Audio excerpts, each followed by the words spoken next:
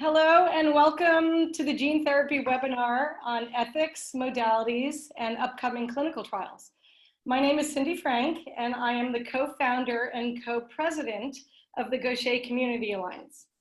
We are very excited to present this webinar and shed more light on the basics behind gene therapy and the exciting gene therapy trials that are just around the corner. As we all know, the possibilities of gene therapy have been long awaited in the Gaucher community. We've chosen panelists that can give you a good cross-section on not just upcoming trials, but the bioethics behind gene therapy and how gene therapy can affect and relate to the Gaucher community. This webinar is jointly hosted by both the Gaucher Community Alliance and the National Gaucher Foundation. I'd like to introduce Brian Berman, President and CEO of the National Gaucher Foundation. Brian, please take it from here. Good evening and welcome to all of you. More than 220 participants. We're so excited and thrilled that you're here with us. I am Brian Berman, the CEO of the National Gaucher Foundation. I'd like to thank our esteemed panelists for their generosity of time and for sharing their expertise to provide us with an informative evening on a topic that is of keen interest. Thank you as well to Aviva and Cindy with the Gaucher Community Alliance. It is truly a pleasure to have the opportunity to work with you and the GCA. This evening has generously been sponsored by the Daw Family Foundation in loving memory of Susie Daw Gurvich. Susie was an avid supporter of the NGF for many years. She'd be pleased to know that we're sponsoring, in particular, an educational effort to give hope to families like our own. The NGF is immensely appreciative to the Daw and Gurvich families for their steadfast and heartfelt involvement throughout the years. Thank you for continuing your support in tribute of Susie. Our community continues to benefit from her desire to provide hope and knowledge about Gaucher to others. Thanks, Brian, and thanks to the NGF for co-sponsoring this evening with us. My name is Aviva Rosenberg. I am the co-president and co-founder of Gaucher Community Alliance. And like Cindy and Brian, I'd like to welcome you all joining us this evening. I'm going to introduce our four panelists who, as you will see, have so many letters behind their name that it sounds like the alphabet. So I'm going to introduce them all in the order that they will be speaking, so there'll be no interruptions between them.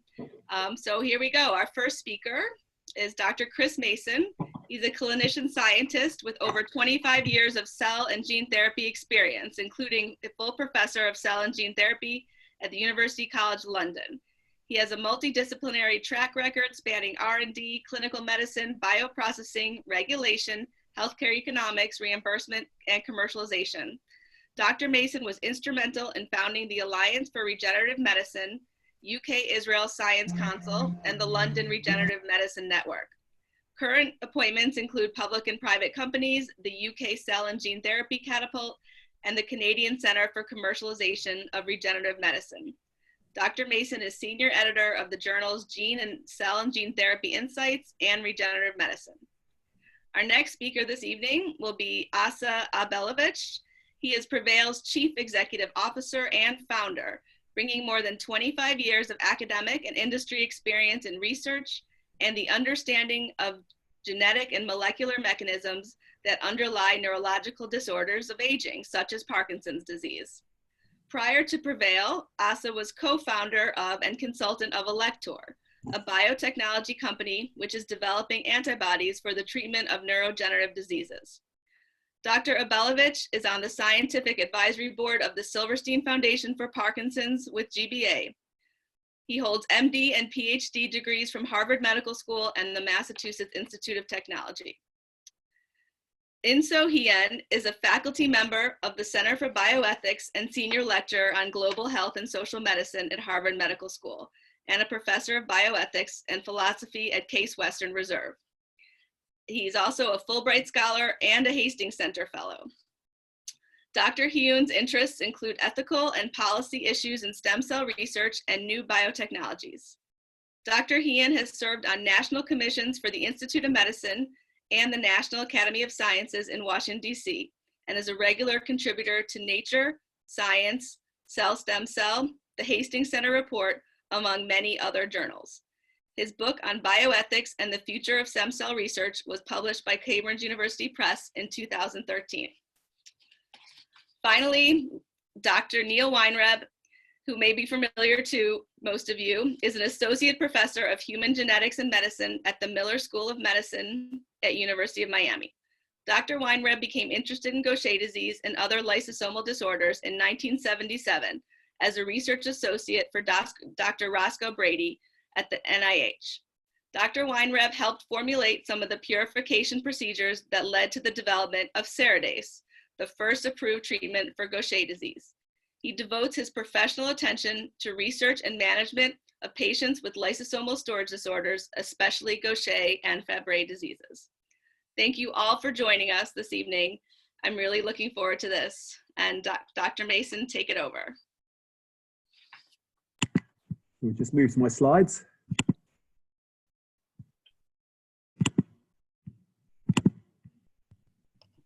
And I'd first like to start with a big thank you to the Gaucher Community Alliance and the National Gaucher Foundation for putting this program together. Let's make sure that they can see. So can we see my slides?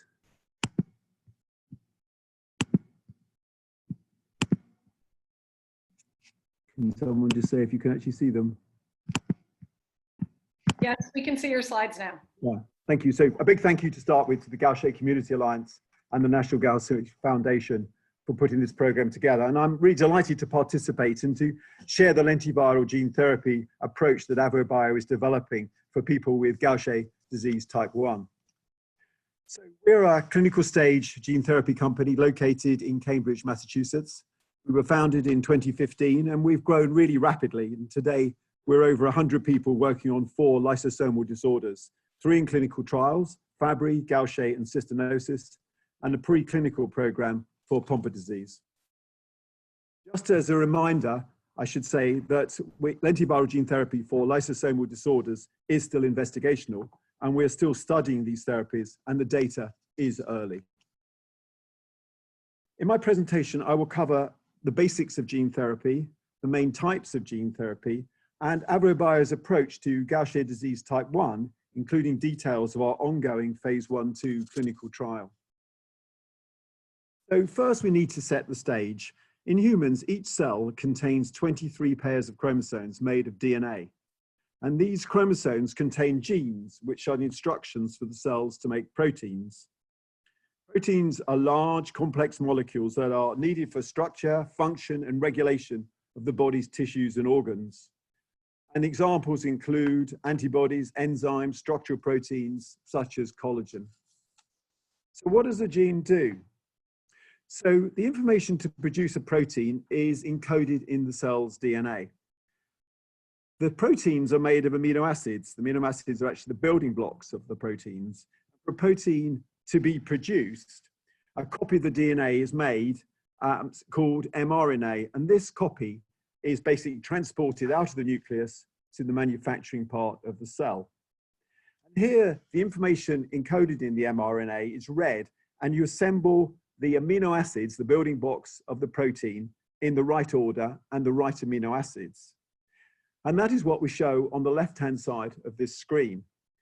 The amino acid chain automatically folds into a specific shape, which you see at the bottom of the screen. And this is essential for the function of the protein.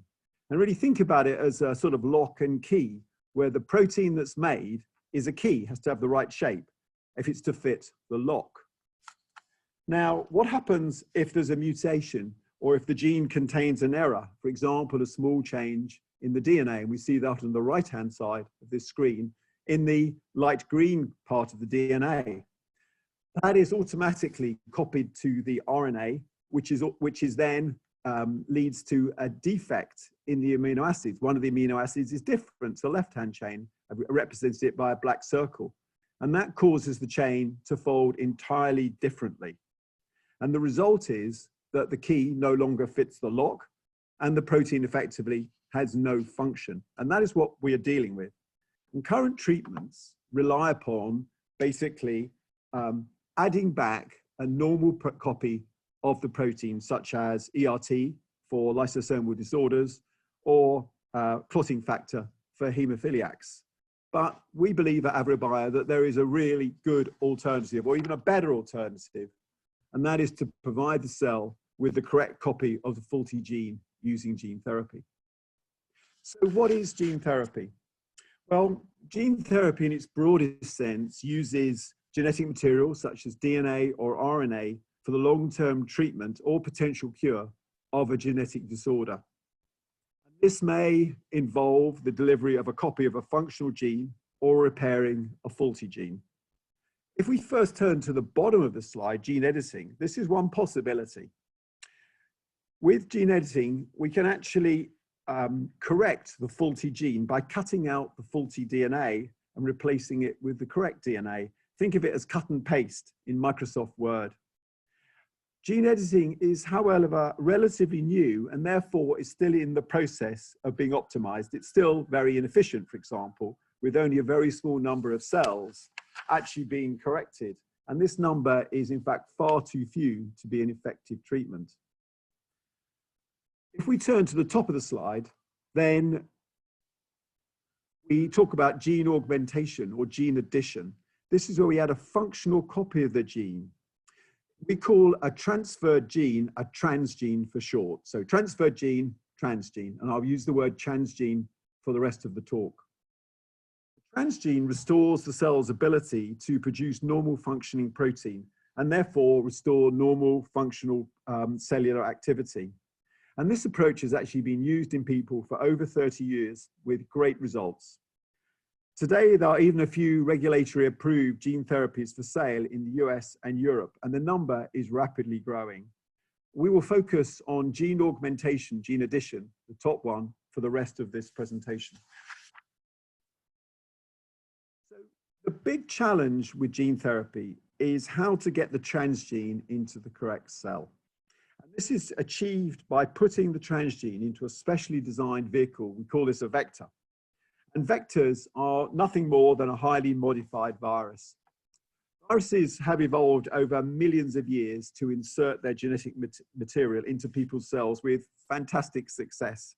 So why not use a virus, but take out all of its pathological or disease-causing components that make people ill? And that's exactly what we do. We basically deactivate the viral vector, the virus, to make the vector. The vectors we use are unable to reproduce or to spread, but they are absolutely fantastic at carrying transgenes into cells, hence we use them. Now, there are different ways of doing gene therapy. We can either inject the vector containing the transgene directly into the person, and that's what we see on the left-hand side of this slide. Typically, a vector called adeno-associated viral vector, or AAV for short, is used. Or we can take cells out of the patient, use a vector called a lentiviral vector, which is a very highly modified version of HIV, which has now been used in the clinic for 2 decades. And quite simply, if the vector is put into the patient directly, it's called in vivo. And if cells are taken out and then modified, it's called ex vivo. And I should just point out that at the start of 2019, ex vivo lentiviral gene therapy has been safely used to treat over 350 patients, which adds up in total to over 1,000 patient years. I will focus solely on ex vivo gene therapy in my presentation, and in vivo AAV gene therapy will be discussed later by later speakers. So, AVROBIO uses ex vivo gene therapy. And this is a cartoon of the process going from one on the left-hand side round in a clockwise direction. And the first step is to harvest the blood stem cells. And I'll come back to why we use blood stem cells on the next slide. These stem cells live in our bone marrow. So we have to give a tried and tested drug in order to release these stem cells from the bone marrow into the blood. And once in their blood, we can then harvest them using a process called apheresis. We then take those cells and they go to our manufacturing facility where we further purify the blood stem cells. We're only interested in the stem cells. Then we add our gene therapy, we add the vector, and that carries in our transgene. And the transgene then becomes permanently integrated into our chromosomes of the stem cells, and that's our drug product. That's what we see on this screen at the very top at the 12 o'clock position. The cells are then frozen to allow plenty of time, typically 8 weeks, for us to do the necessary testing, as well as to provide a convenient scheduling for the final infusion for both patient and clinician. And the infusion literally takes about 20 minutes. Prior to the infusion, we have to prepare the home of the stem cells. This is the bone marrow. We have to enable enough space to be created for our drug product, our stem cells, to return to the bone marrow. And once in the bone marrow, the gene therapy stem cells permanently reattach, and we call this engraftment. Upon engraftment, the stem cells can then divide, and they make all the different blood cell types in the body. So I turn to why do we use blood stem cells? Well, blood stem cells are a proven method for durably delivering therapeutic proteins. Over the last 10 years, as I said, over 350 patients have been treated using this approach across a broad range of indications, including thalassemia, sickle cell disease, and metachromatic leukodystrophy, which is a lysosomal disorder with a significant CNS component. Blood stem cells, I should say, divide and mature, so-called differentiation, to make all the different types of blood cell, make fact billions and billions of cells. Each have the therapeutic transgene and therefore produce the functional protein. And they deliver it all around the body, including hard to reach places such as the brain. This method also results in cells that come from the blood stem cells themselves, such as macrophages, and provides them with a functional copy of the gene, and therefore they produce the functional protein. And this is particularly important in the case of Gaucher disease, where the cell of interest is the macrophage. And in fact, in the case of Gaucher, the transgene is GBA, which produces active glucocerebrosidase, which can then break down glucocerebroside. And the transgene will be present in all the monocytes, not in the macrophages, but also the Kupffer cells in the liver, osteoclasts in the bone, and microglia in the brain. And therefore, this approach to ex vivo gene therapy is potentially a head-to-toe solution.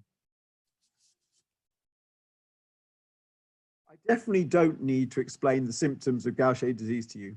Left untreated, Gaucher disease causes a multitude of symptoms across many tissues and organs, but despite ERT, there remains many unresolved symptoms. ERT for Gaucher was undoubtedly a life changer for Gaucher patients when Serodase was approved by the FDA in 1991, as we heard earlier. However, as many of you are probably all too well aware, there is still more to address. We need to address all the unmet medical needs of Gaucher type 1. For example, the long-term follow-up studies have highlighted significant unmet patient need, as can be seen from this slide. And landmark papers by our next speaker, Neil Weinreb, have highlighted that in a number of instances. And I will now give just 2 examples. 60% of patients fail to achieve at least one of 6 therapeutic goals evaluated after over 4 years on ERT. Another example, a clinically significant percentage of patients continue to exhibit bone pain, organomegaly, and cytopenia after 10 years of ERT. AvroBio's goal is to not only provide convenience through a single infusion of gene therapy, but even more importantly, to impact the remaining unmet patient needs. I'd now like to turn to our clinical trial. So this clinical trial is for Gaucher type 1. It is open already in Canada, Australia, and the US, and in fact, the first patient is already enrolled. It's an 8 to 16 patient study with both males and females aged 18 to 35. It has 2 arms. It has an ERT switch arm and a treatment naive arm. And there'll be 12 months follow-up initially, followed by a further 14 years long-term follow-up. We're looking at both safety and efficacy measures. And the efficacy measures include enzyme GCase activity, red blood cell and platelet numbers, spleen and liver volume, and quality of life. So in summary, ERT addresses some of the symptoms of Gaucher disease type 1. ARTs slow but do not halt overall disease progression, nor address possible CNS manifestations. And AVROBio is actively recruiting for GUARD-1, our phase 1/2 trial of AVR-DO2 in patients with Gaucher disease type 1. And the first patient, I'm delighted to say, is now enrolled. And on behalf of AVROBio, we want to thank the community, including patient and advocacy leaders, for joining us tonight.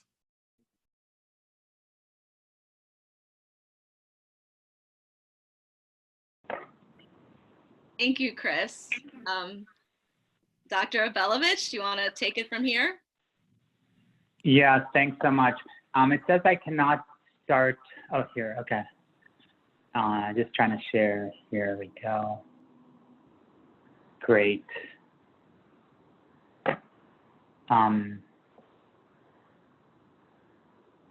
Great.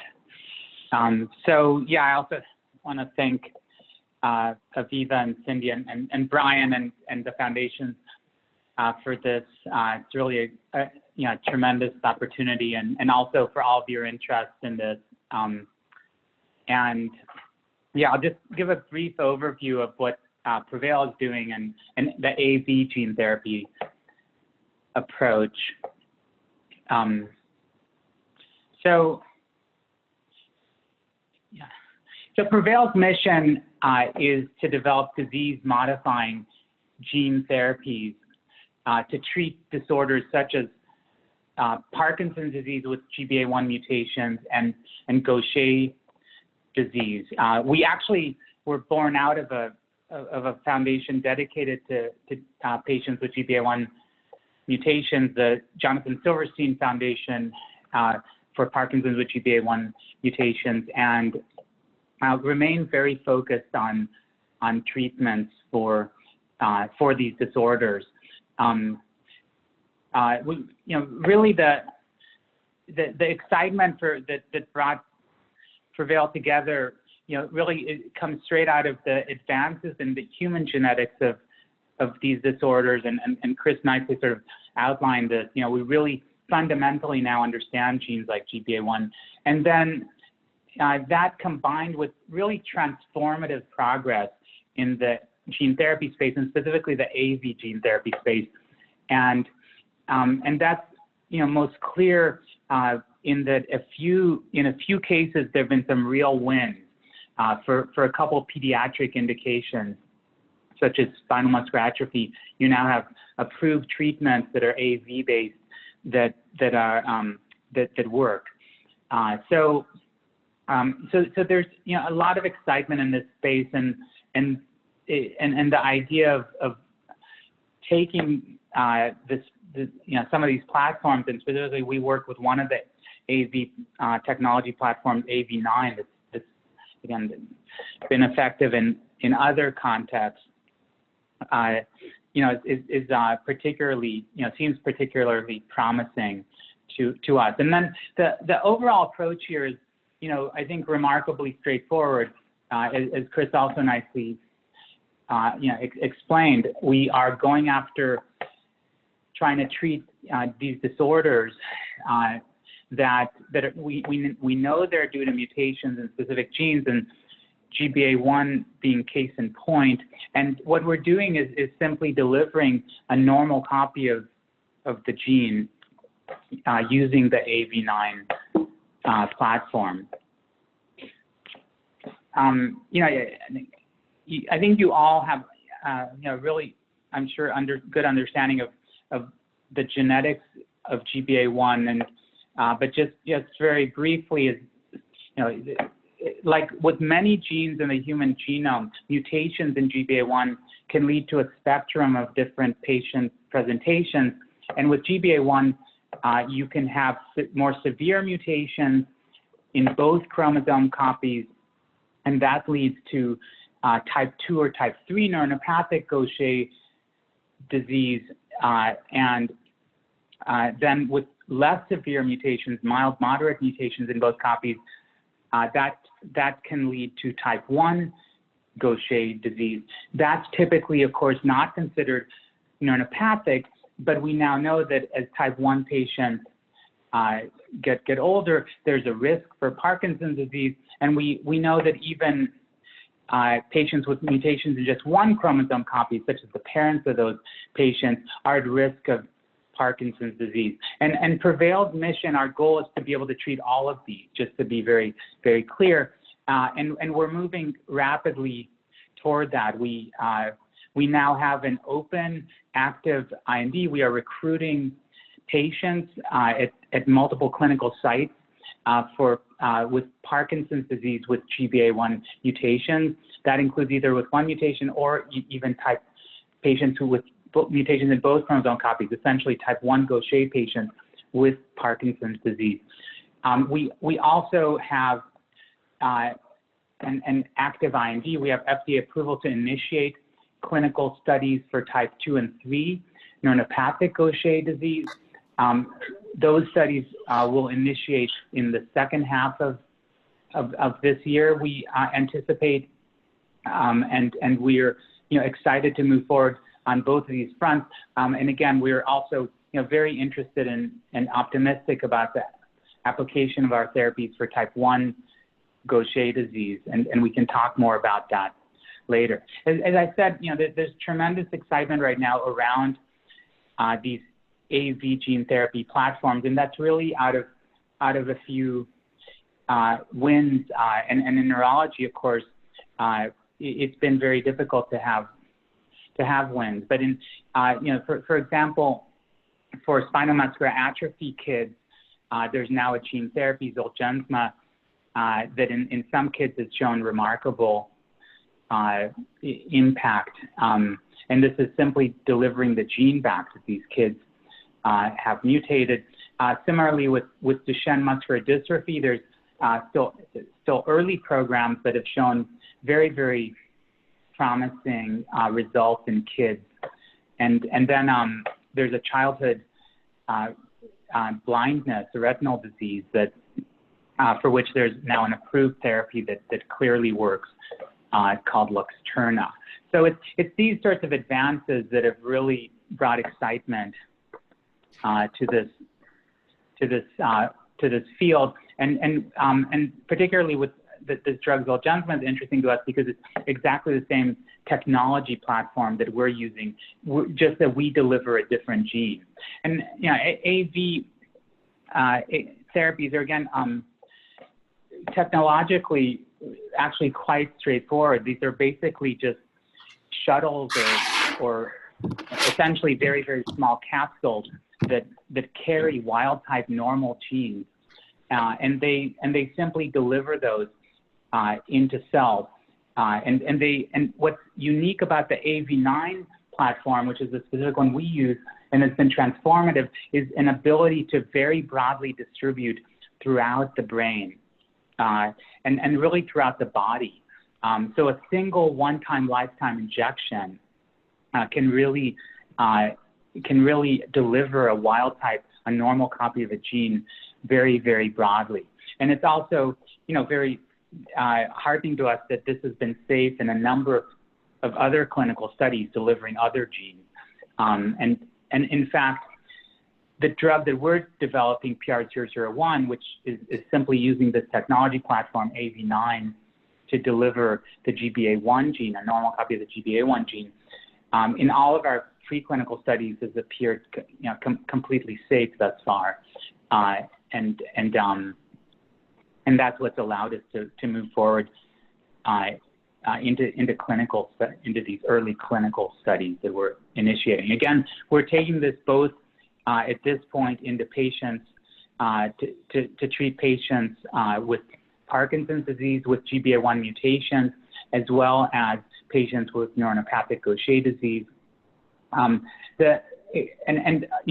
Sort of remarkable aspect here is with AAV gene therapies is that a single one-time lifetime injection can very broadly transduce the cells in the brain and the rest of the body, really, and really then can continue to produce the encoded protein essentially for very long term, permanently, essentially. The injection that we do with PR001 is into the cerebrospinal fluid. It's essentially like again, a one-time lifetime injection.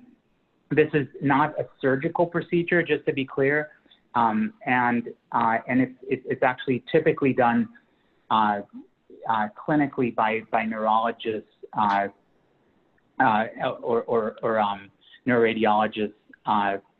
Is an outpatient procedure, although in our early clinical studies, of course, this will be done in a more controlled context. But in any case, what we and others have found is that a one-time lifetime delivery into the cerebrospinal fluid can do a remarkable job in broadly distributing the normal gene throughout the brain and even throughout the periphery. We've done really extensive studies in animal models, multiple different animal models. I'm not going to certainly go into any detail on that, but what I would just underscore is that those studies have shown first and foremost safety. Safety in every study that we've done with animals, and importantly, these animal models are pretty good. In fact, in the sense that they really replicate a lot of the issues in patients that patients have. So, so again, just for an example, these animal models have, of course, low levels of the glucocerebrosidase enzyme that's encoded by the GBA1 gene. And when we put in PR001, we can rescue that. These animals have elevated levels of these glycolipids, glucosylceramide, glucosylsphingosine, that we can suppress as well. And then these treatments, these animals also show motor deficits, and they show brain pathology changes. And these can also be mitigated. These can be addressed with PR001. And this is what makes us so optimistic that when we get to patients, we can potentially have benefit. We, again, are really excited to be moving toward clinical studies. We are initiating, now we have FDA approval to initiate clinical studies both for the type 2 Gaucher disease patients and the type 3 Gaucher disease patients. This is called Provide and Progress. And we anticipate Provide starting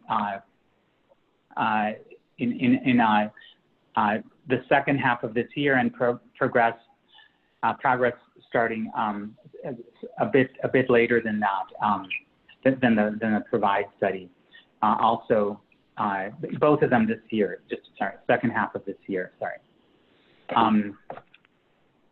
And then we have an open, active IND, and we have sites recruiting. We have an ongoing study with multiple active sites for the PROPEL study. This is for Parkinson's patients with mutations in GBA1. Again, this can be both patients with mutations in its one copy or essentially type 1 Gaucher patients with Parkinson's disease. So that's just a very brief overview. Again, we're excited to be initiating these clinical studies. They're early clinical studies, phase 1-2 studies. We're happy to provide, of course, more detail about that, and we're excited to engage with all of you to get input as we move forward here.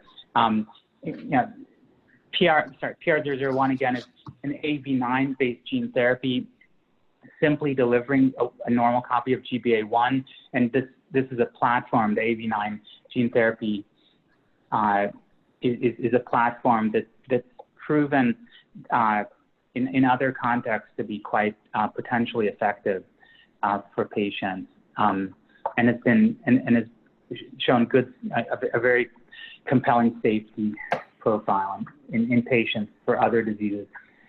We are again initiating multiple clinical studies this year, and eager to talk more. So thanks again so much, and looking forward to the discussion. Thank you. And just a message to all the attendees, you're welcome to send in your questions at any time, and we're going to keep track of them until after all the speakers are done, and then we will start going through them. So I see we have our first question, and that's great. So I'm going to turn now to Dr. Hien. Hi, thank you. So I'd like to thank Aviva and the Gaucher Foundation for having me speak with you here tonight. So I'm a bioethicist, and I speak about ethical issues to both researchers and to patient and potential participants of research studies. So I'm going to aim my discussion today, my comments today. I don't have slides, I'll just talk to you. I'll aim my discussion toward the patient community and their families and the folks who may be interested in these kinds of studies from a patient's point of view, while touching here and there on points that may be of more interest to investigators and to researchers. But really my aim here is to speak to the patient community. So I don't know how much background people have about clinical trial systems, but just to get everybody on the same page, you have to realize that the clinical trial system consists of 4 phases, phases 1, 2, 3, and 4. And typically, phase 1 will be a study where it will be an investigational product put into a very small number of human beings. In drug trials, a lot of them are healthy volunteers, but in the kind of conditions we're talking about here, with the type of gene interventions we're talking about, it makes no sense to use healthy volunteers for these studies. So you're probably going to have to use a small patient cohort, open label, meaning that everyone will know that they're getting an investigational product. And the goal of phase 1 is just to really get an assessment of safety and dosage for human use. If you get some benefit for patients or some change physiologically, that's a bonus, that's great, but that's really not the aim of the study. So if it looks like after a certain period of time in the study, patients are doing relatively well, they're not getting harmed by the product, then you get approval by the FDA to go to phase 2, which normally involves more patients, more volunteers.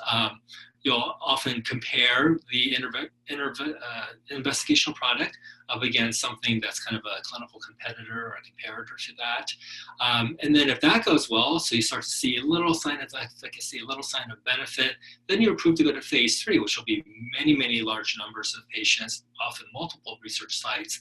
The key issue here is actually recruiting enough people to finish the study. That's a key stumbling block. And it's usually at this phase that if things fail, they'll fail at phase 3.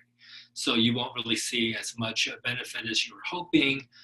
You start to see some pretty bad outcomes in volunteers, and it either gets or does not get approval at phase 3. If it gets approval at phase 3, then actually it's great news for the investigator. They can start marketing and selling their product in the medical marketplace, and it gets released by FDA. If it fails, then you're done. Phase 4 is post-market surveillance, so it's when the product is released into the large marketplace, and you monitor how people are doing in the long term and with large numbers of users. And very rarely, but sometimes you get products pulled from the medical marketplace because you start to see some pretty adverse effects when you distribute to a very large population of users. And really kind of what's happening there is statistically you need a very large number of users to rule out false negatives, which is the idea that something bad won't happen. Sometimes you actually need very large numbers to start to see negative effects in population. So there have been some high profile drugs that have been pulled out of the market after things stumbling at phase 4. So what we're talking about here today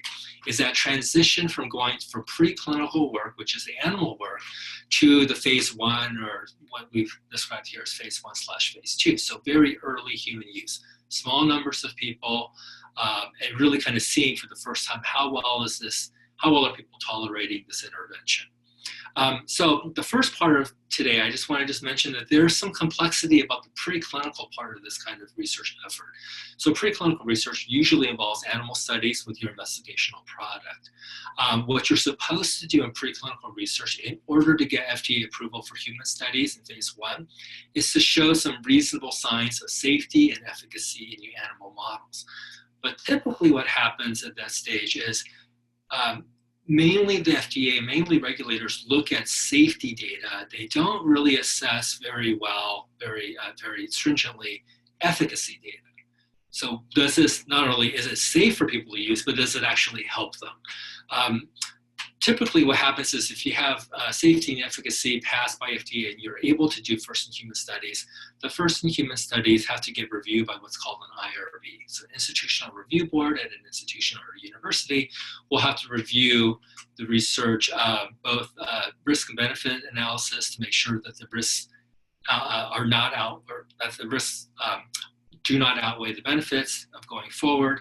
And even IRBs are not very well equipped at all to assess efficacy. They kind of just depend on the data that was given to them by the investigator that was submitted to the funder or to the FDA. So you have to realize that when you get to the human phase, there's not that much information about how well it will work in humans. And in fact, that's really kind of the whole point of going with human research, is to see how well does this product perform in the human body. It may have done pretty well or may not have, harmed a lot of animals, but we really want to know, not only will it not hurt you, but will it help you? So preclinical gene transfer studies face also some unique challenges, because what I've said so far is pretty generic. It kind of cuts across the spectrum of all kinds of biomedical studies and interventions with humans, whether it's drugs or stem cells or whatever it is. But there's some unique aspects of gene transfer studies that are a little bit more worrying to investigators and to regulators. It should be on the radar for people who are contemplating enrolling in these trials. The first thing is that often the animals that were used for research leading up to that point, often they're immune deficient. They don't have well-functioning immune systems. And what we've seen from past experience with gene transfer studies where there were bad things that happened when you went with human use, was typically what was sort of happening was people started getting hurt because they had a really bad immune reaction to the vector or the viral delivery system that got the gene therapy into their bodies. So I thought it was a very, very nicely stated by Dr. Mason that you actually have two approaches. You have the in vivo or direct delivery into the patient approach, and then you also have the stem cells that are modified in vitro that are then put back into the patient. And what I have to say really kind of has to do more with the direct into the patient in vivo studies. But when you directly put the product into the patient, sometimes in the past we've seen that patients react badly, their immune systems react badly. So I'll get to a key example of that in just a moment. So the other thing that you have to realize is that the viral vectors may have some properties that are a little bit difficult to predict in humans and that may not have shown up in animal models. So just to give you an illustration of this, the most famous case of a bad event that happened during a gene transfer trial was the Jesse Gelsinger case in the University of Pennsylvania in 1999. This was a liver enzyme disorder study where they tried to use an adenovirus to put in a genetic correction to people who have this genetic liver disorder. And they used patients who were not that bad off. They were actually relatively healthy. They could have managed their liver condition with a very strict diet. And Jesse Gelsinger was a young man, turned 18 years old. He really wanted to do something to help advance the field for people like him who suffered much more serious versions of the disease. So what happened was this group decided to, in their preclinical studies, they used 3 different versions of the vector, and the third generation, the generation that actually went into humans, was also tested in animals, but an earlier version of the vector actually caused really bad toxicity effects in macaque monkeys. Some of them died. And so what they did was they didn't use that vector, they used a third version, but they decided just for safety, when they go to the highest dose in humans, that we're going to still keep it at 17 times lower the dosage that they use in the highest cases for the monkeys, just to really buy themselves a big margin of safety. They would have actually given them 100 to 1,000-fold margin of safety. So you got to realize that the dose that went into Jesse that ended up harming him was, by all accounts by the researchers, was a dose that they thought was kind of going to really be as safe as possible, because it was way off by 17 times the dose that they gave to the monkeys. Nevertheless, what happened was in his group, it was the 6th group of a dose escalation study. So they were giving lots of the virus to the first cohort. Group 1 had 3 subjects. They got a small dose. The next group, 2nd out of the 6, 3 people, got a slightly higher dose. Jesse was in group 6. It went all the way to group 6. He was the 2nd subject who was injected. And the first subject got a little bit of a fever, and she didn't feel great, but she wasn't harmed substantially. To everyone's surprise, Jesse, it seems that he had a systemic inflammatory response to the virus and had massive multi-organ failure. He died within 96 hours, 98 hours of getting the product injected into him. So what does that mean? That means that vectors could have really unpredictable properties when it comes to humans, because all their due diligence with the monkeys and the due diligence of having a very low dose, 17 times lower than the monkeys, still couldn't have predicted what happened in Jesse's case. So one has to realize that there's always uncertainty going into this, always risk that we can't completely rule out from the preclinical work. So there's quite a bit of faith involved by the investigators and by the participants, to all in the effort of trying to move the research forward and do something good for patients.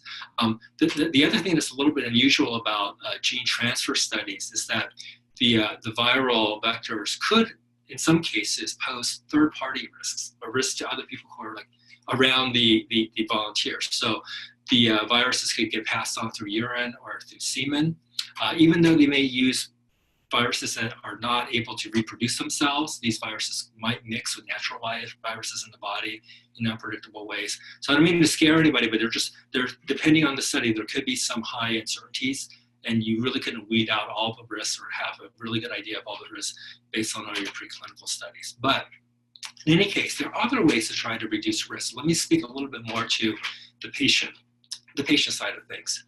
You could also, in addition to trying to do as much due diligence as you can in your preclinical studies, you can also try to minimize risk by how you select your subjects. Subject selection, who qualifies for the study. You can do it in a way that tries to minimize even further the potential risks. So I said that in phase 1, we're typically for these studies going to have to use patients, because it makes no sense studying the intervention on somebody who's just not sick, right? So the question then is, what stage of the disease, if it's a progressive disease, or how severe the disease should that first group have, right? That first group that volunteers, a smaller number. What makes sense for the investigative team to move their knowledge forward, but also for the best interest of the people who are going to be on the front lines, first to volunteer, first to help move this research along. So that's an intriguing question.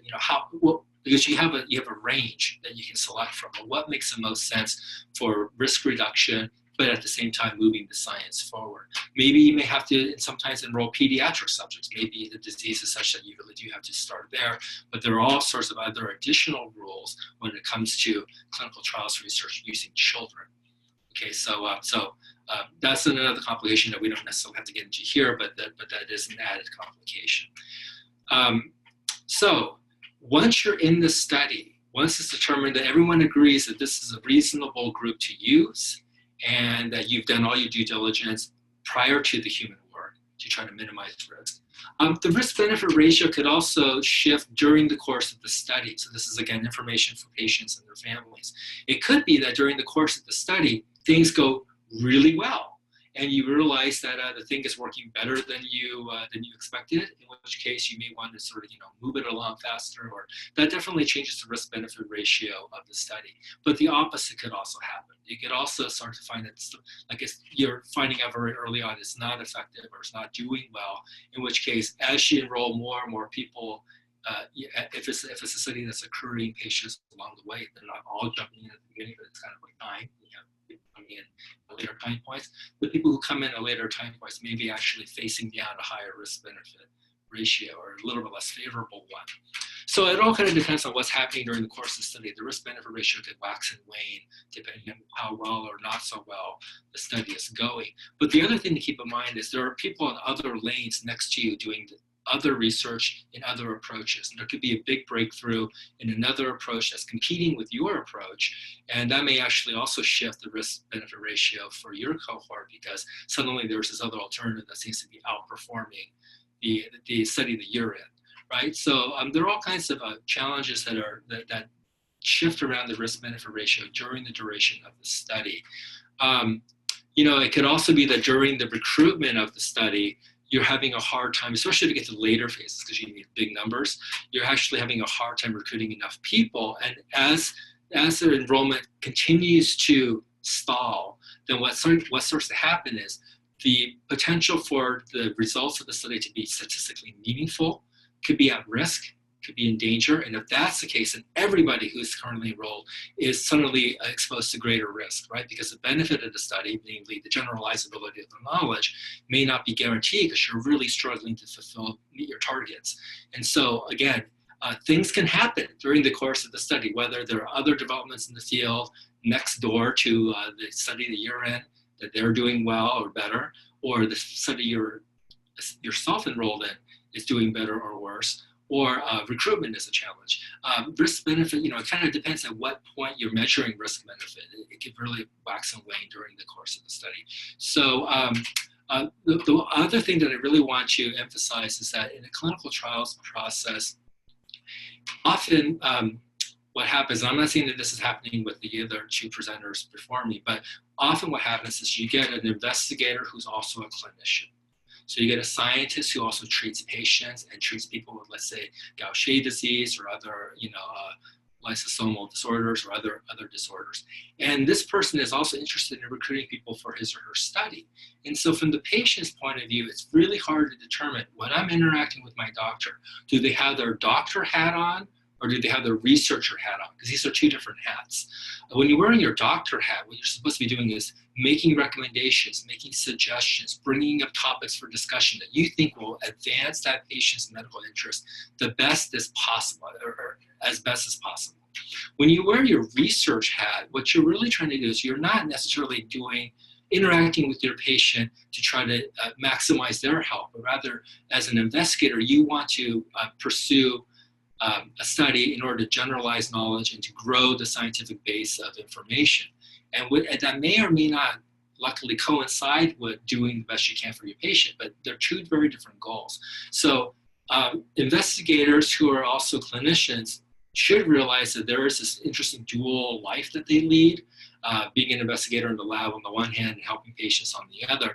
But really, you got to realize from the patient's point of view, it's very difficult to determine when they are making a recommendation because they want you to volunteer for a study out of the goodness of your heart, especially phase 1, because it's not designed necessarily to help you. The dosage might be low, whatever.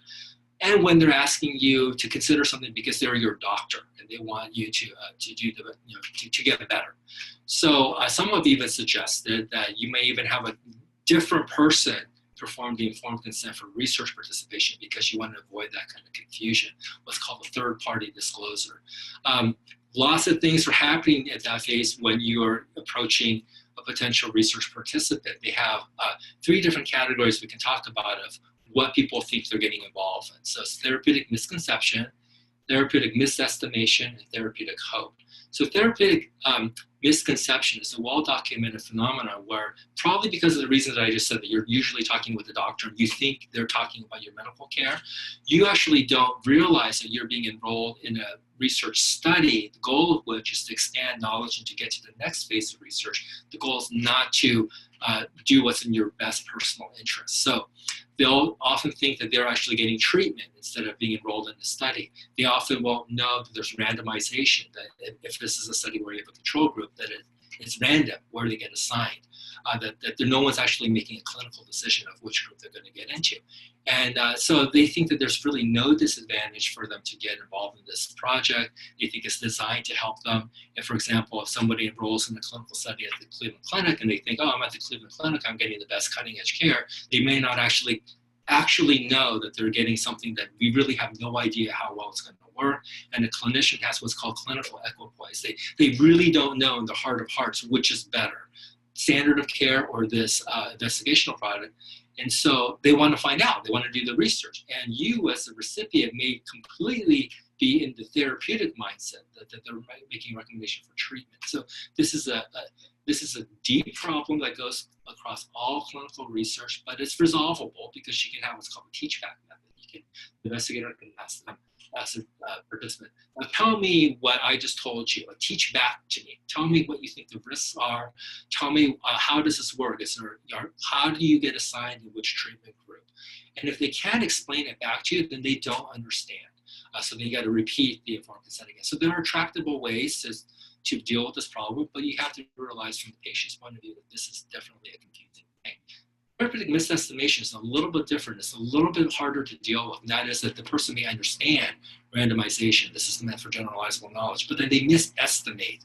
They misplace how likely it is that they would benefit, if they benefit at all, and the size of that benefit. They kind of misestimate the goodness, how big the goodness is, how likely it is to happen, how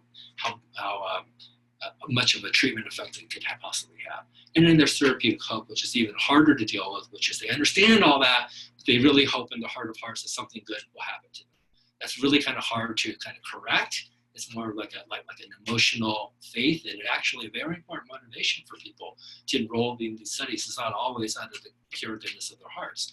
And so these are interesting complex dimensions of getting informed consent for people in these kinds of studies.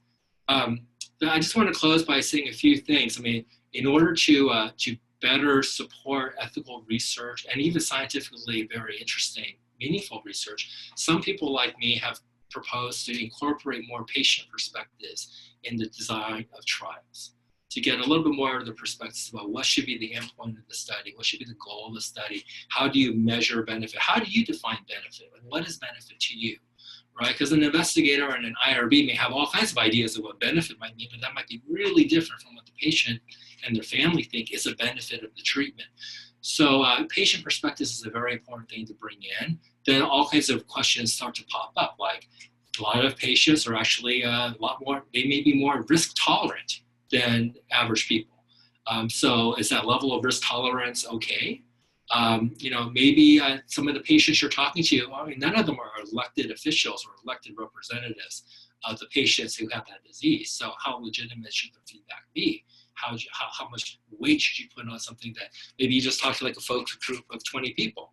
None of them were elected by patients to represent their views, right? So the people who show up may be deeply passionate, very risk tolerant, and very savvy. And they may say, yeah, I'm speaking on behalf of all patients. And so that could tilt and skew patient perspectives in trial design. And in fact, how far should we even take these suggestions from patients?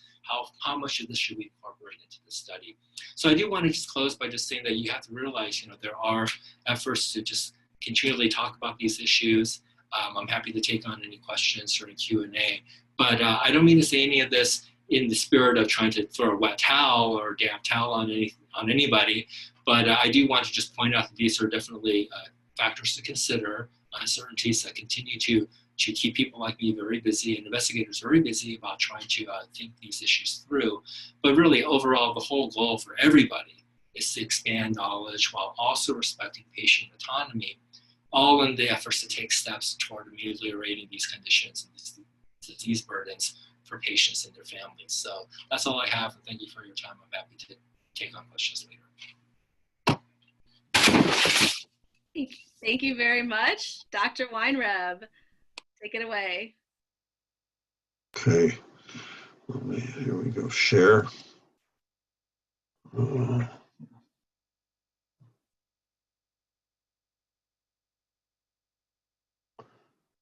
we go.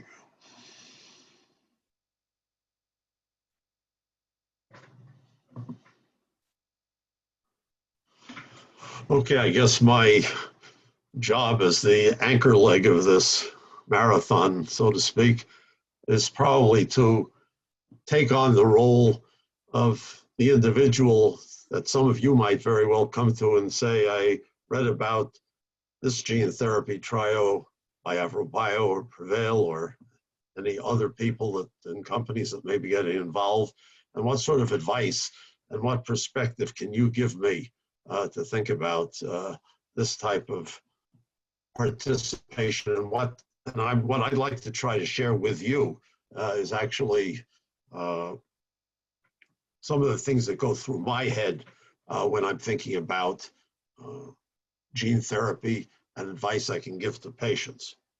So I'm not sure I have the presentation. This is not the presentation I want. Excuse me a second.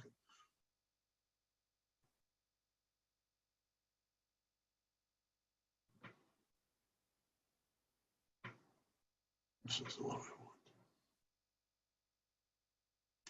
want. Am I sharing again now, or? No, we can't see it now. All right. Can you There see it it now? Yes. Okay.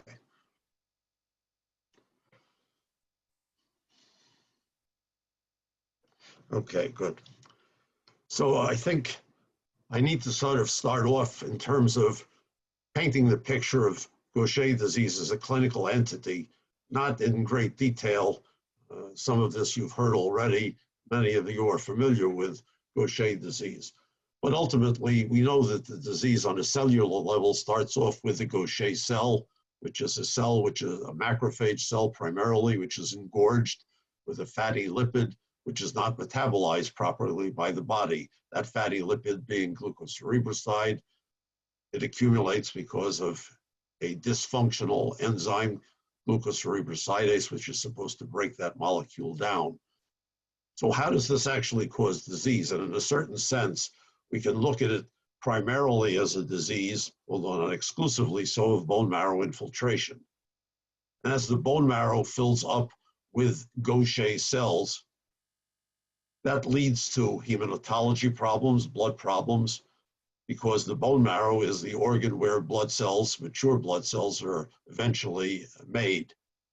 So patients may develop low red blood cell counts and suffer anemia with symptoms of fatigue.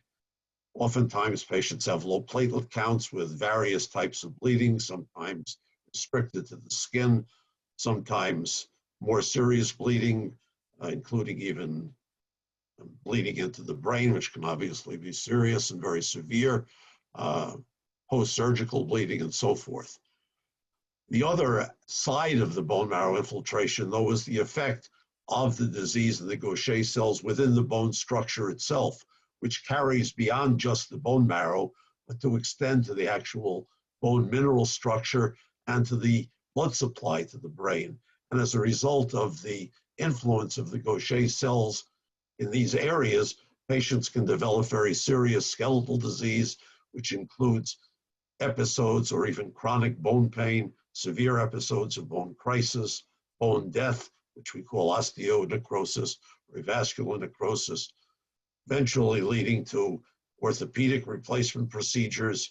There's also a question of thinning of the bone or osteopenia, which ultimately can lead to pathological fractures. So these are the major manifestations that we see in Gaucher disease. Obviously, there's some others.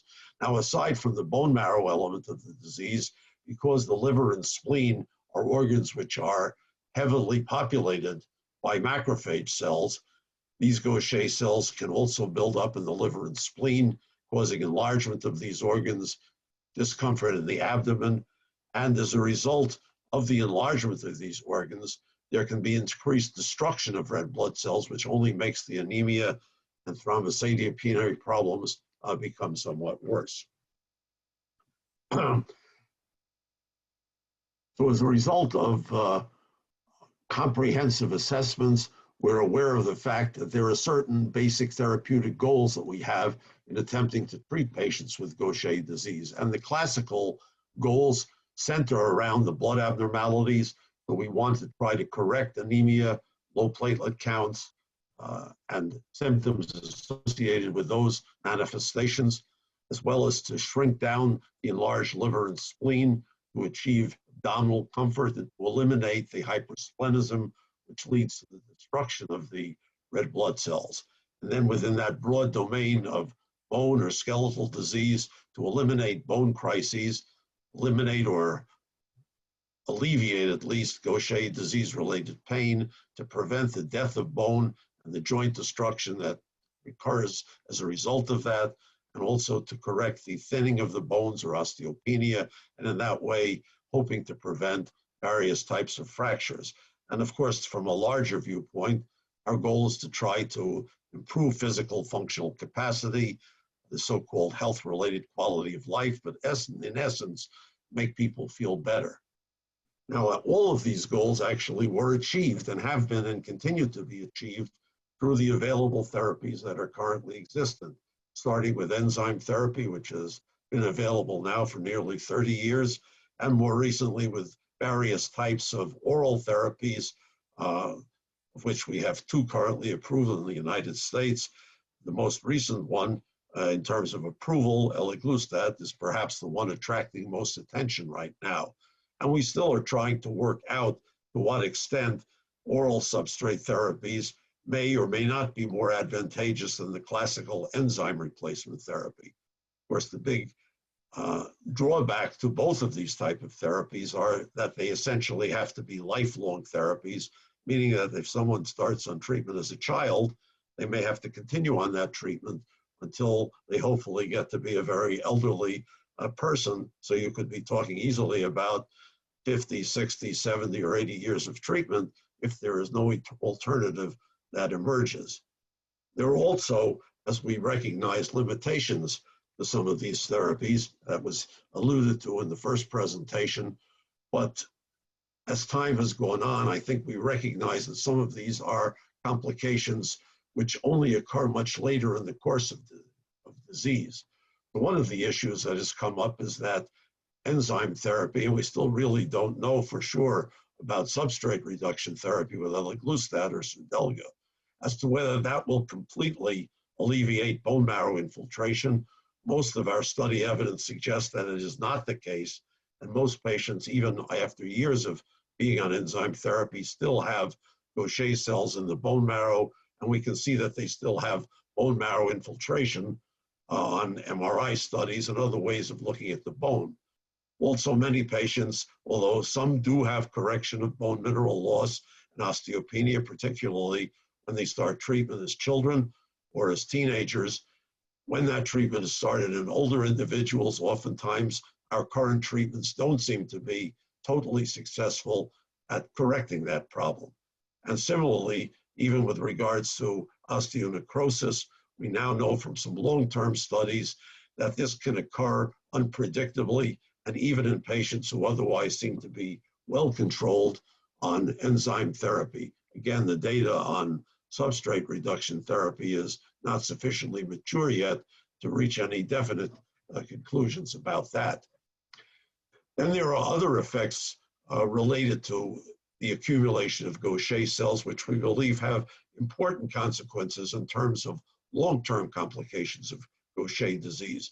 These include the persistence of certain pathological molecules or substrates of glucocerebrosidase in the body, particularly one called glucosylsphingosine, which we can now measure and we are starting to use routinely as a clinical biomarker.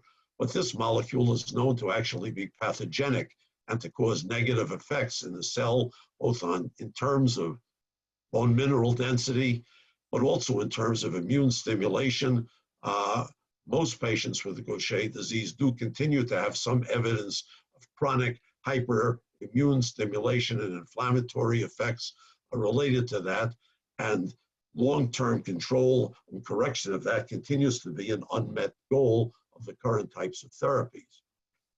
We've, in studies that have become possible because of registries which have accumulated large number of patients, we've now learned or confirmed actually information available for many years that patients with type 1 Gaucher disease do have a somewhat increased risk for developing certain blood cancers, blood malignancies, of which multiple myeloma is the one which has received the most attention.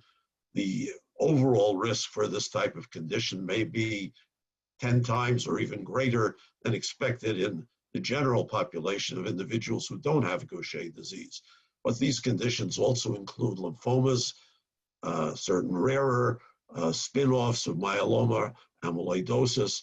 And again, we don't really know at this point whether or not enzyme therapy or certainly substrate therapy are going to prevent these from occurring. The real reason we don't really know this is because these malignancies usually develop only in adults, oftentimes even in elderly adults, and we've only been treating people for some 30 years. Many of those individuals were started on treatment only late in their life and were exposed to the untreated effects of Gaucher disease for many years. So we really need to see what's going to happen over the next 20 or 30 years in individuals who were started on treatment when they were young adults or even adults. I suppose my children may possibly be if they go into medicine, will be the ones who will get the answers to some of these questions. The concerns extend to other types of cancer, certain solid tumors, which include liver cancer. We now have some information that kidney cancer may be another tumor which has increased risk in Gaucher disease. We really don't understand the mechanisms totally of some of these. That is an area which is getting lots of attention in terms of basic and translational research.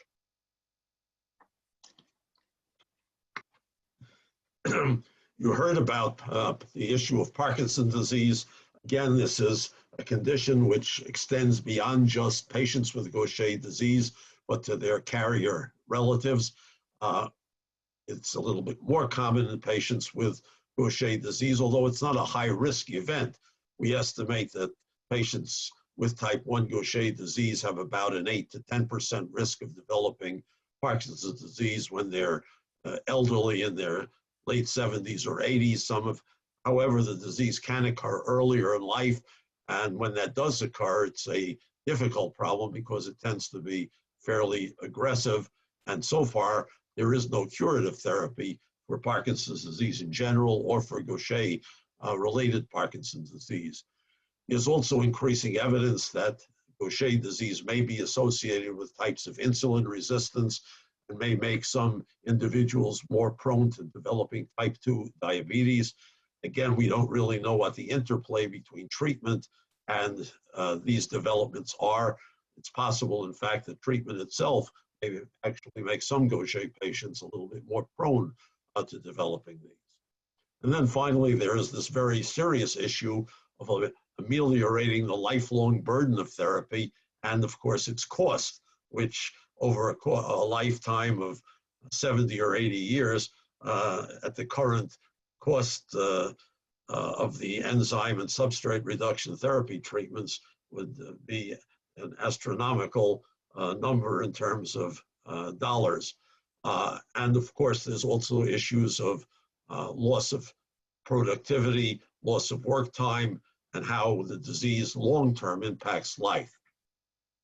So turning back to this prototypical patient and the Gaucher cell, as we mentioned, most of our therapy to date is directed at doing away with the accumulation of the glucocerebroside in the Gaucher cell, either by correcting the enzyme deficiency with intravenous enzyme treatments or by slowing down the rate at which the Gaucher lipid, the glucocerebroside, is actually synthesized within the cell. And by so doing, we hope to reduce the number of these Gaucher cells in the bone marrow, in the liver, and the spleen, and in that way alleviate some of the symptoms associated with it.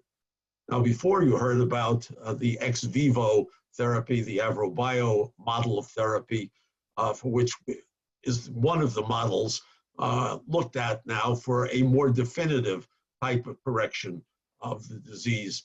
And as you heard before, what this involves is extracting cells, what we call hemopoietic stem cells from a patient. These are cells which normally give rise to mature bone cells, which continuously have to be replaced, but also they are responsible for derivation of immune cells, various lymphocytes, or monocytes, which eventually give rise to macrophages. So if this correction takes place by introducing this transgene into one of these cells, whose population then gets expanded to an extent that it can then be infused intravenously into a patient, these cells then separate into two sort of broad categories. On the one hand, you have some of these cells which are retained as stem cells, meaning they don't actually differentiate into the blood cells, but they hang around so that when they're called on, they can shift into a committed stem cell, which eventually turns into a mature blood cell. In this case, what I'm showing you here is that this corrected cell becomes, let's say, a monocyte, a white blood cell, which eventually turns into a macrophage. And this macrophage, because it does have the transgene, will have corrected glucocerebrosidase as a cargo package. And this corrected macrophage, then theoretically can have two potential significant effects. On the one hand, it can secrete this enzyme much the way that we give enzyme replacement therapy, so that it can then be taken up by the Gaucher cells, which will then hopefully undergo correction. On the other hand, this corrected macrophage also will be able to resist turning into a Gaucher cell, because this macrophage will be, at some point or other, a participant in breaking down old blood cells, which is what essentially loads these cells up with the glucocerebroside, which has to be broken down. So there are sort of two ways in which this macrophage theoretically can benefit the corrected macrophage. It may never turn into a Gaucher cell, and it may also be able to deliver healthy enzyme to existent Gaucher cells. So this raises a couple of questions, which, and again, part of my mission here is to raise what I would say is some cautions, not only in terms of safety necessarily about this therapy, but about its efficacy conceptually. So we know that actually these monocytes which produce the macrophages is one way that macrophages get into the tissues of the body.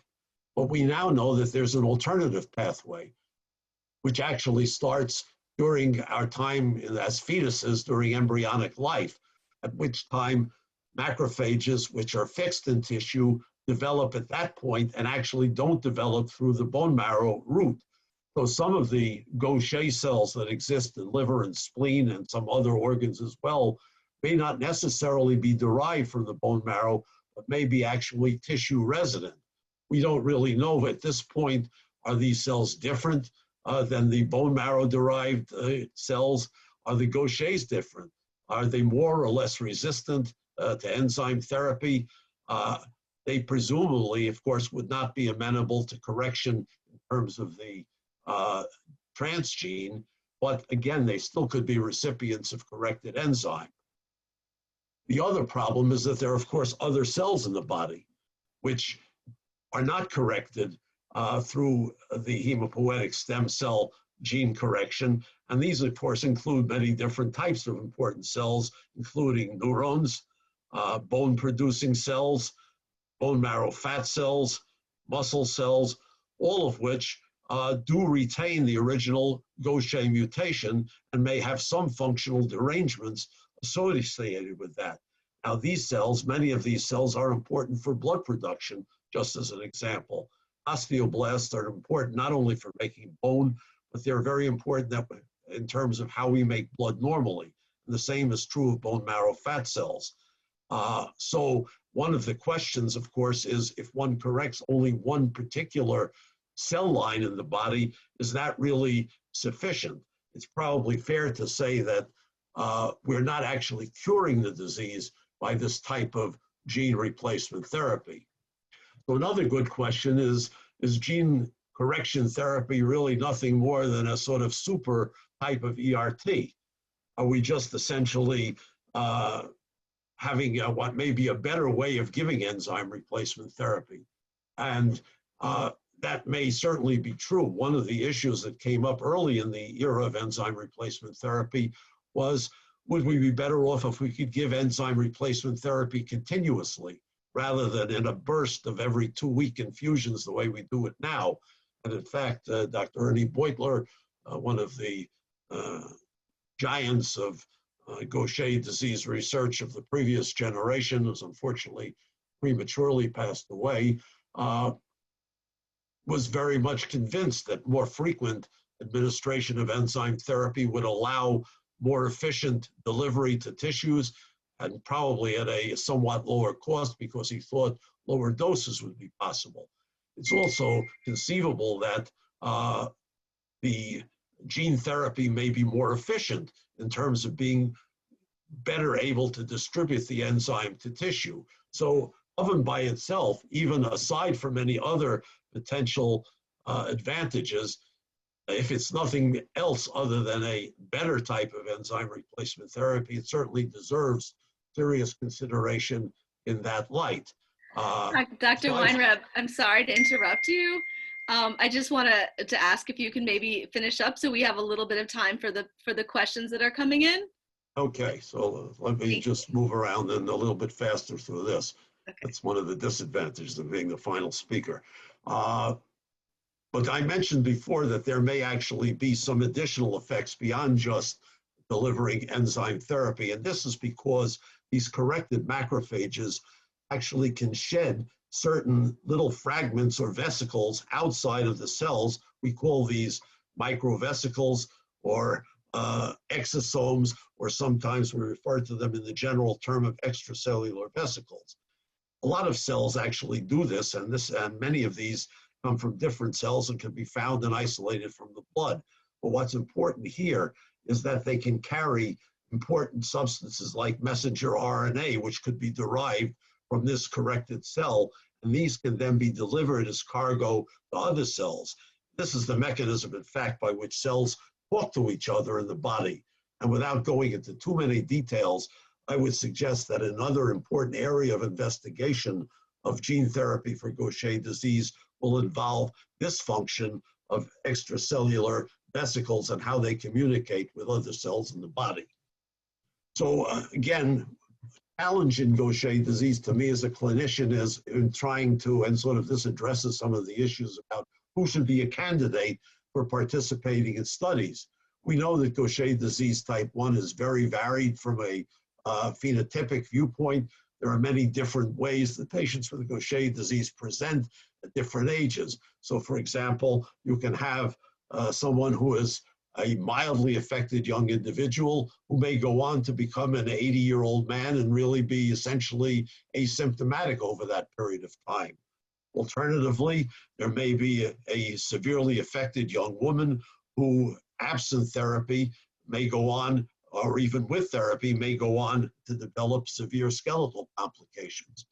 I mentioned the problem of this mildly affected person who may not do poorly with his Gaucher disease, but develop severe Parkinson's disease, even perhaps as a young individual. And of course, such an individual may actually develop severe bone disease, and we're aware of that as one of the roots. And finally, the elderly person who is relatively asymptomatic may yet develop symptoms even at an elderly age.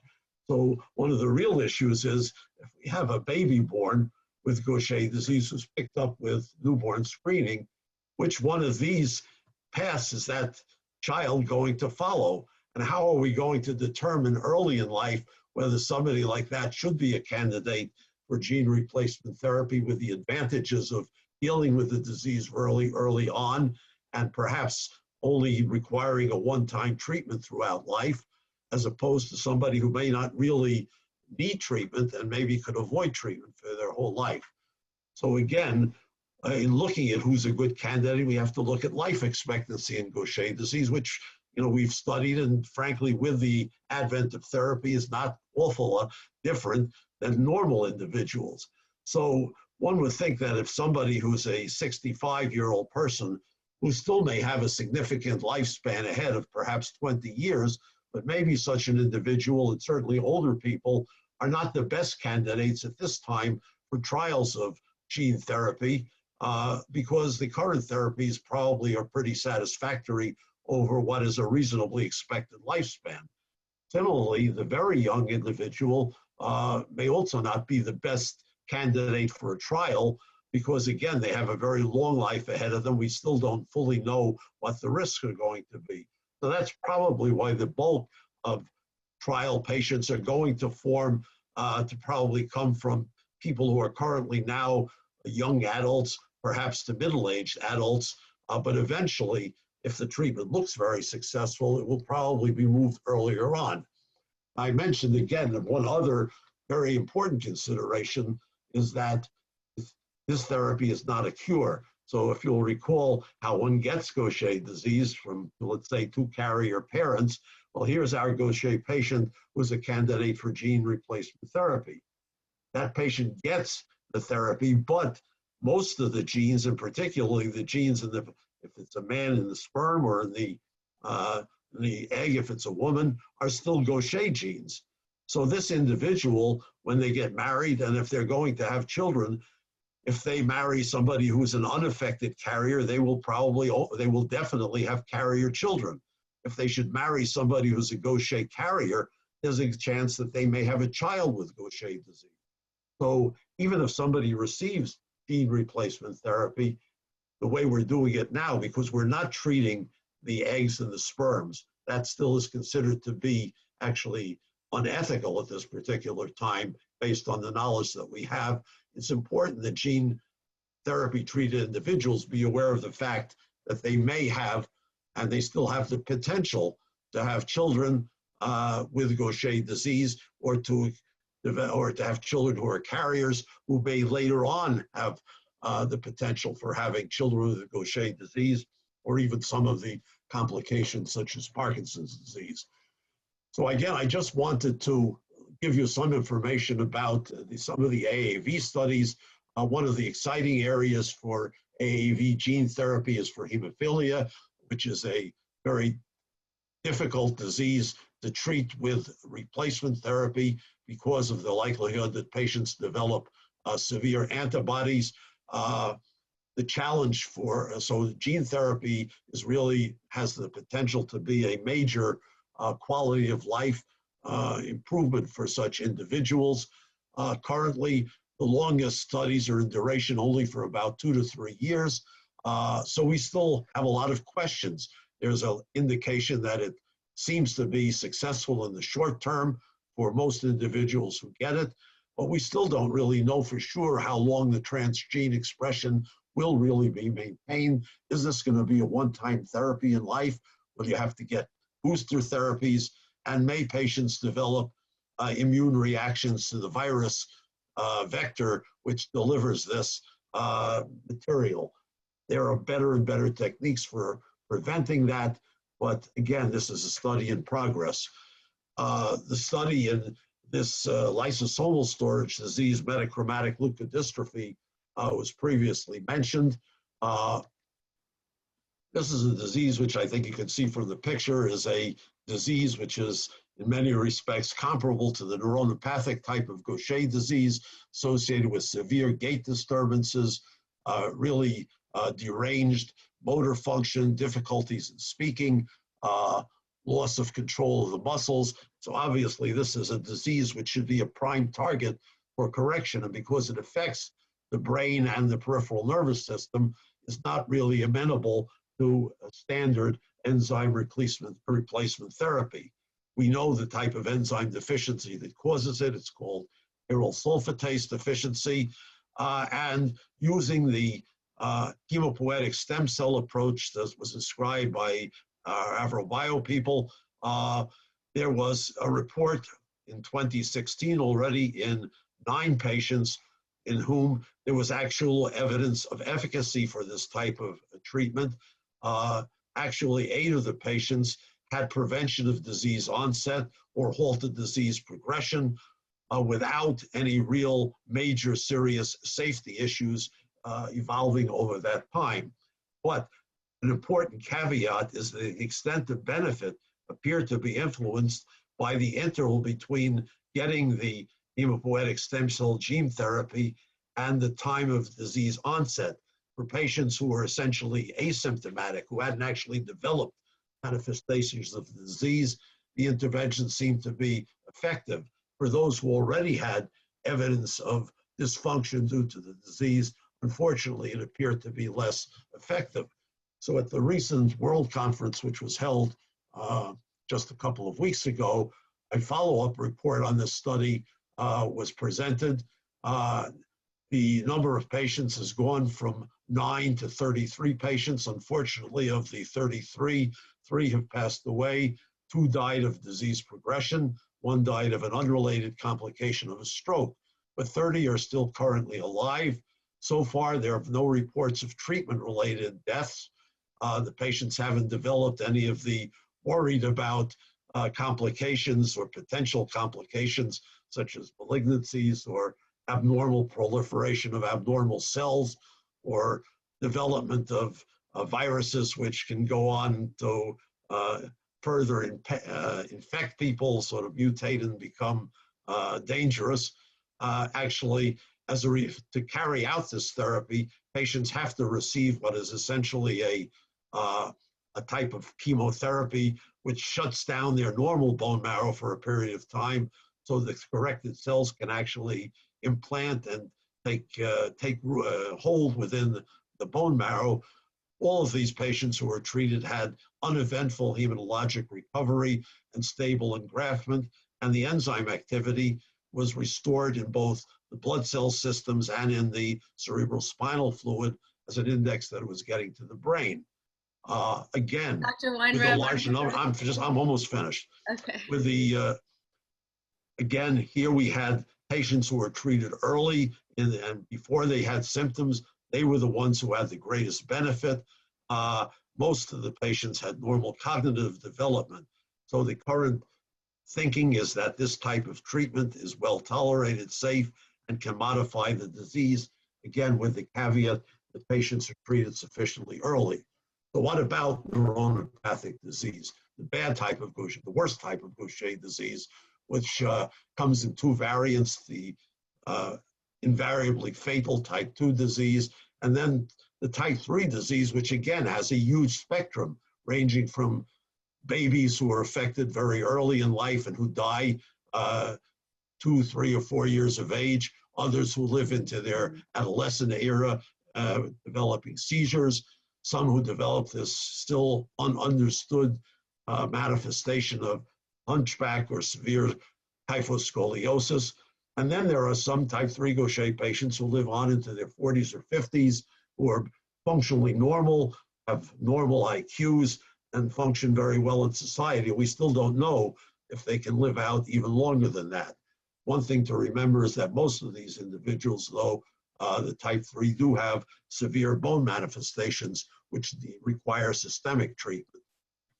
I don't have time now to go through what is a very interesting study, but because of the early fatality associated with type 2 disease, there was a study of a mouse model with this type of disease, in which actually the gene therapy was developed while the mice were still fetuses, before they were even born. And then there was another group that was treated after birth. And the key information from this study was that when it was done as fetal therapy, the survival tended to be pretty normal, neurodegeneration was abolished, and the born mice actually did quite well. On the other hand, when it was done only after birth, the outcome was definitely less well. So if we had a treatment, when we treat somebody with type 3 Gaucher disease, which is also, has some people who are long survivors, but that's only probably about 30%. Many of the other patients with type 3 do develop seizures and other neurological deterioration and die early, so that you have only a small number of long-term survivors. Will it be sufficient to treat somebody, let's say, when they're born or when they're 2 years of age? Because we also have to remember somebody surviving with severe deficits for a long period of time is its own challenge, as opposed to a child who may die early, but the parents, the family, the siblings don't have to deal with a severely disabled individual and all the care issues associated with it. So on that note, I think I raised a number of important questions. I'll just finish with a quote from Genesis, that God created man in his own image, male and female, and he blessed man and women and said, be fruitful, multiply, fill the earth, subdue it, meaning take advantage of it, learn about it, use it for your benefit. So I would tell you that in a certain theological sense, the Creator passed the ball for these things into our court, and we've done a good job so far, but our ultimate mission is the ball is in our hands. Let's keep taking our game ever to a higher and higher level. Thank you. Thank you, Dr. Weinrab, and thank you to all the panelists who presented tonight. We have received lots of questions, but unfortunately we've run out of time and gone over time. So I'm wondering if the panelists would be okay if we could just ask one question that has come up several times, and then hopefully we can email responses to others that have sent in questions. I would just, is it possible for us to extend it a little bit? Are we allowed to do that? Well, I mean, I'm willing if I don't know about the other panelists. I don't know if all the panelists are able to stay on. Others? Yeah, I'm happy to stay on if everybody else would like to, definitely. Yeah, I'm fine. I'm happy to. Dr. Hyun, are you able to as well? Yep. Okay, well then let's continue for a little bit and try to get through some of these questions. The first question that several people asked is about, I think, Dr. Abelovich, you had said that you had to make room for the corrected gene. And patients are wondering what that means. Does that mean that the bone marrow is irradiated before the correct gene is infused back into the patient? And how safe is that? Yeah, so I think the question. Thanks so much. Yeah, I agree. There's a little confusion here, but it's good actually, and I'll let Dr. Mason talk a little because I think it's more focused. But I think it underscores, look, these are, there's a few exciting platforms. These are both exciting platforms, and they're very different. I just emphasize that with AAV therapies, there isn't this aspect, right? So just to be clear, I think this is something Dr. Mason mentioned. I didn't mention it, but I just want to just clarify that these are, this is actually a key aspect of the differences among these therapies. So with AAV, all we're doing literally is a one-time, lifetime injection. There's no other aspects, and there's no sort of conditioning, and there's no making room actually. So I think it's a good question, but just I think that it's understandable that there's confusion because these are obviously similar in many respects, but that's sort of a difference in that we don't have to do that. And literally it goes in terms of the body, so that we do a single one-time lifetime injection. It spreads throughout the brain, it spreads to the periphery. It hits many, many different types of cells.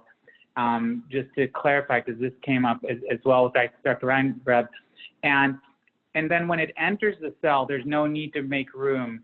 It doesn't go into the genome. It doesn't disrupt the genome. Typically, it just, that's not how it works. So with AAV gene therapy, just to be clear, that's not part of the story.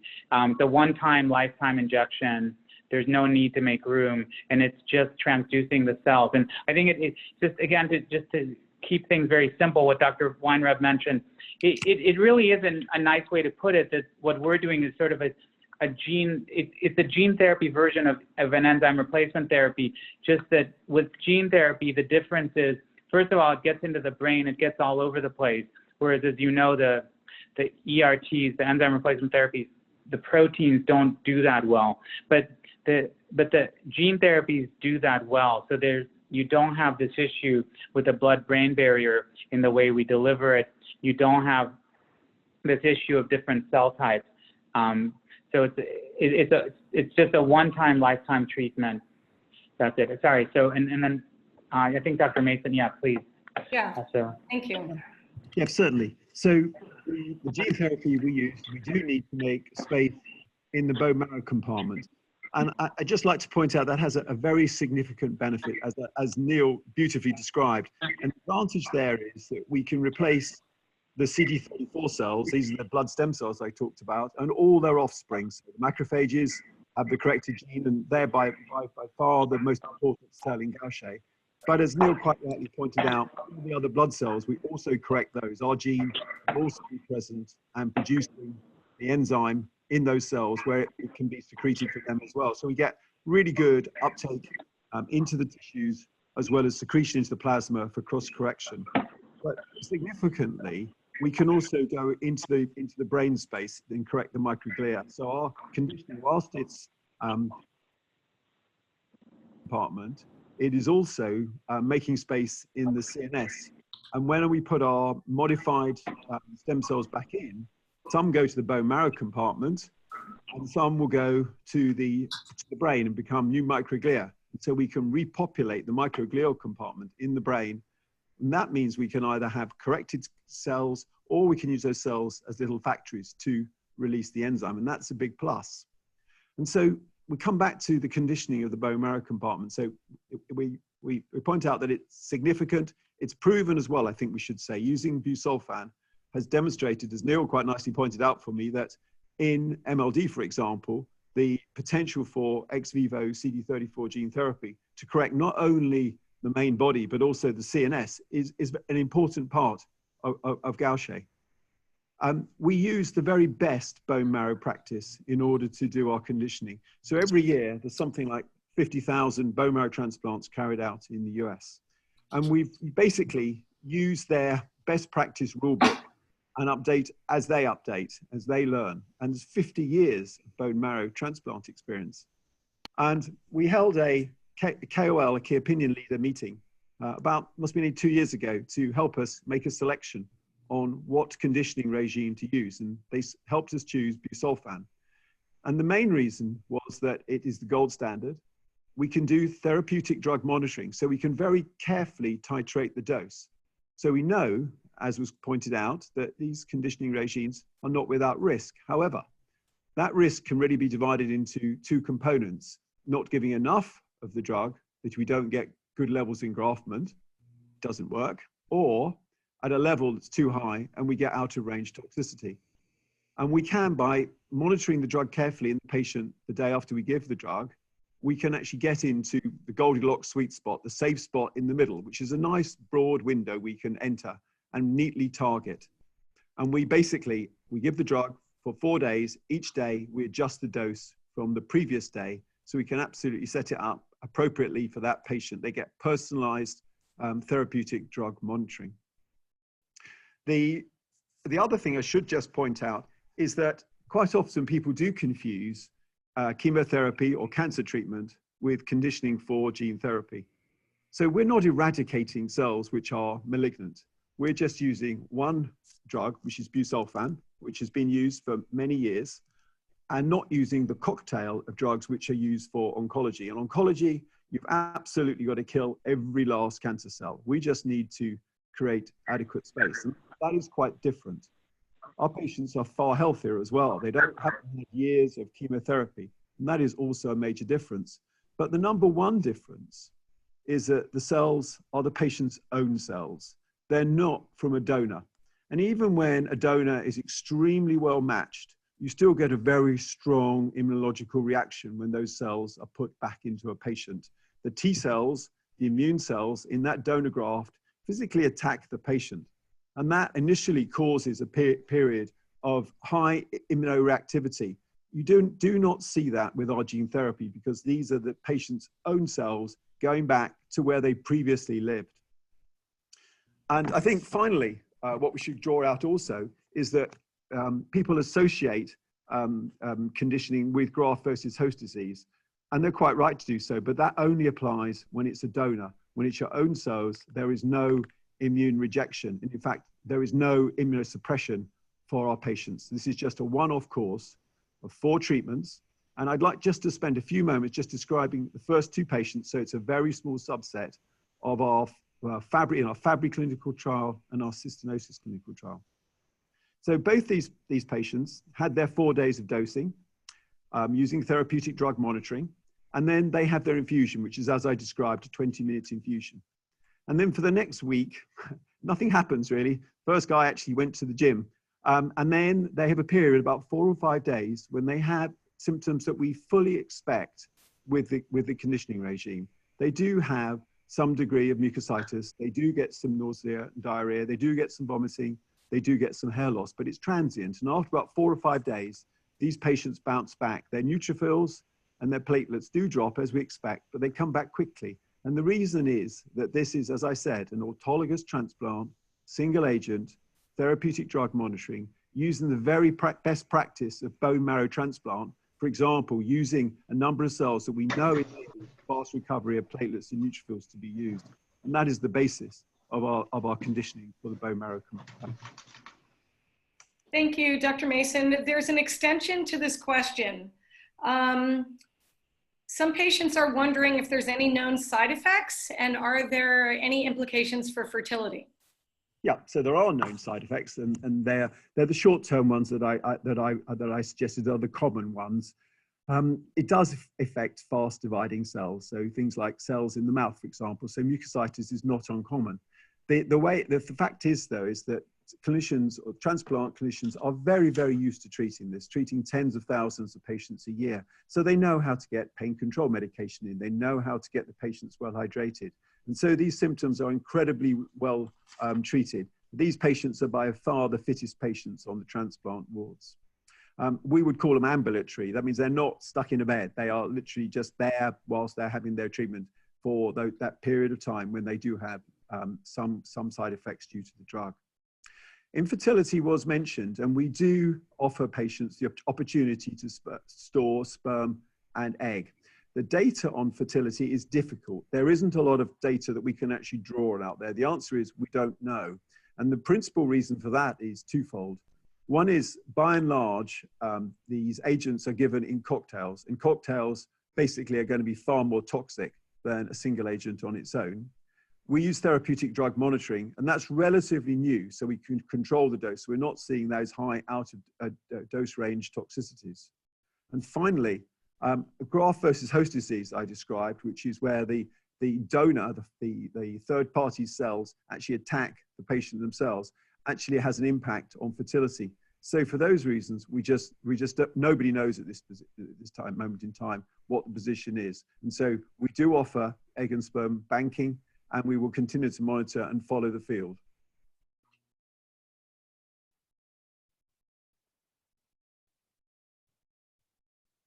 Dr. Ailovich, do you want to comment on fertility with your treatment? What I would emphasize first is that I think Dr. Hen made a really important. These are early studies, and they're really focused on safety that we are initiating, and we are initiating treatments in patients with Parkinson's disease, with GBA1 mutations, and then in the type 2/3 neuropathic Gaucher disease. So what I would say is, in general, with AAV therapies, again, there's not conditioning regimen or any, and there's not particularly, we have seen no toxicity essentially related to our drug in animal models. And again, there's a bunch of other AAV therapies that are now commercially available, and also a couple that are commercially available AAV therapies, and there are other ongoing clinical studies, and there's not been specific reports around toxicity. But I think it's a question that we will answer in the course of these studies. These are early safety studies. What and obviously in the Parkinson's population, these are typically going to be older individuals, and where that's less of an issue.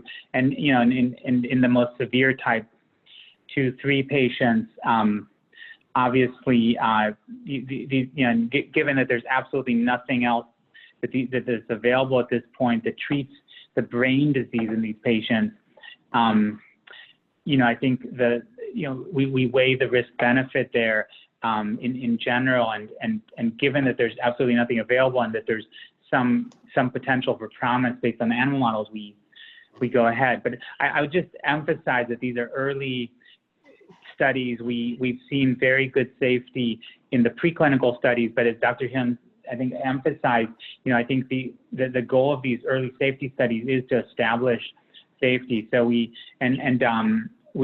can get some confidence from the preclinical studies in animals. We can gain some confidence from the fact that other similar therapies that deliver other drugs, other genes, have appeared safe. But at the end of the day, patients need to understand that these are experimental therapies, and that I think we have to emphasize that these are early studies that are geared toward understanding safety.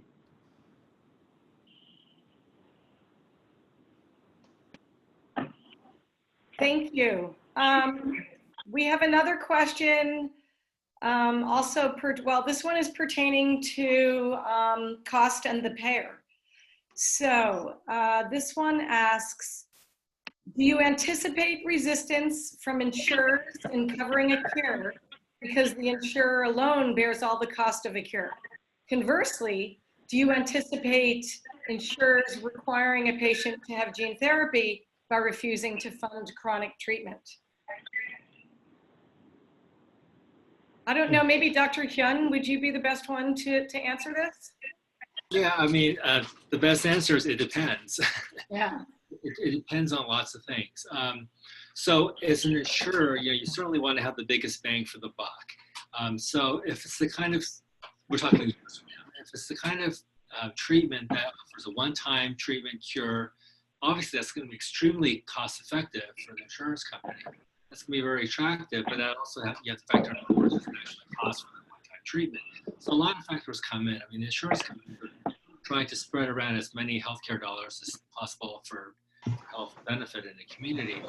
That's sort of a priority.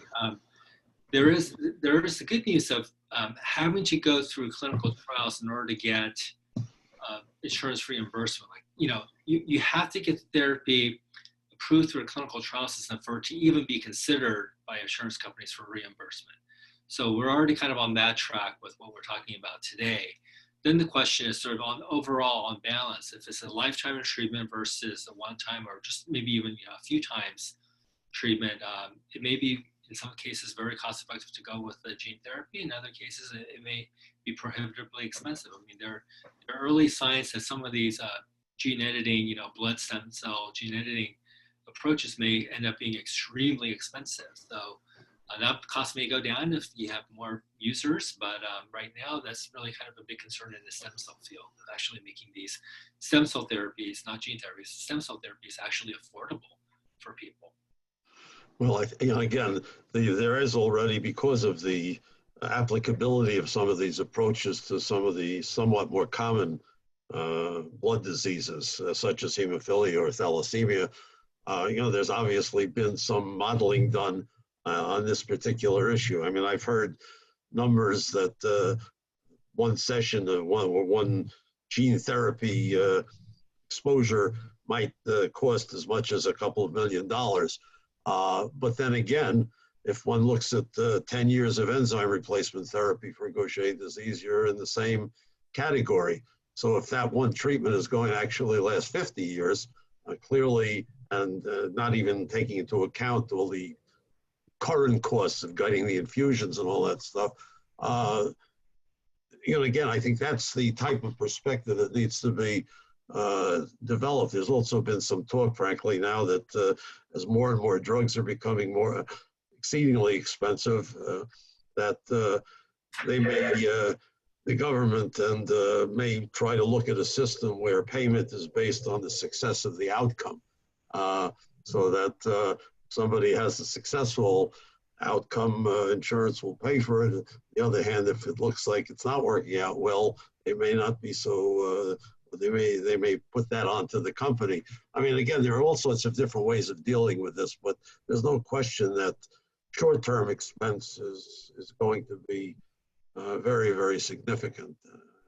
Yeah, my own opinion is that with all of the debate about our healthcare system right now, I'd like to see a little bit more attention paid to some of these real questions which are paradigm changing rather than some of the other stuff that gets thrown around in the political fora. Yeah, I mean, we would totally agree with that. The lifetime cost of treatment for Gaucher patients is obviously in the millions, and yet we've heard this evening that there is still a large amount of unmet medical need.